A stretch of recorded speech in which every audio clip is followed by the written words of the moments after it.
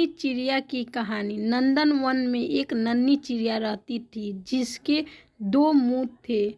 2 मुंह होने के कारण वह चिड़िया दूसरे पक्षियों से बिल्कुल विचलित दिखती थी। वह चिड़िया एक बरगद के पेड़ पर घोंसला बनाकर रहती थी।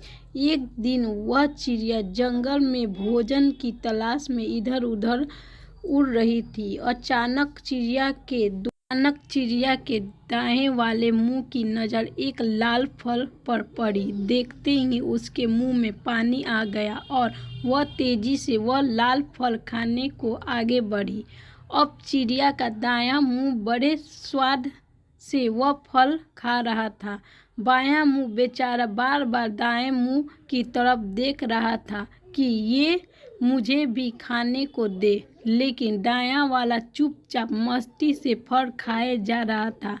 अब बाएं मुंह ने दाएं वाले से प्रार्थना की कि थोड़ा सा फल खाने को मुझे भी दे दो। तो इस पर दाएं मुंह ने गुस्सा दिखाते हुए कहा कि हम दोनों का पेट एक ही है। अगर मैं खाऊंगा तो वह हमारे पेट में ही जाएगा। लेकिन उसने बाएं वाले को कुछ खाने को नहीं दिया। अगले दिन चिड़िया फिर से जंगल में खाने की तलाश में उड़ रही थी।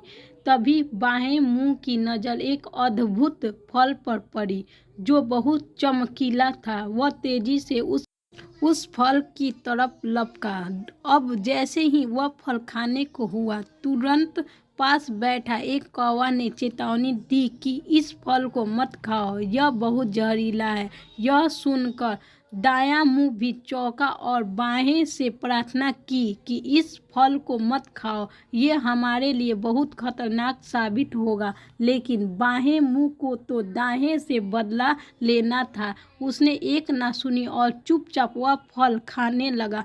कुछ ही देर में चिड़िया का शरीर मृत होकर जमीन पर गिर पड़ा। दोस्तों, कहानी सुनने में तो आनंद आया होगा, लेकिन जब मैं आपको इसकी शिक्षा बताऊंगा तो आपकी आंखें फटी रह जाएगी।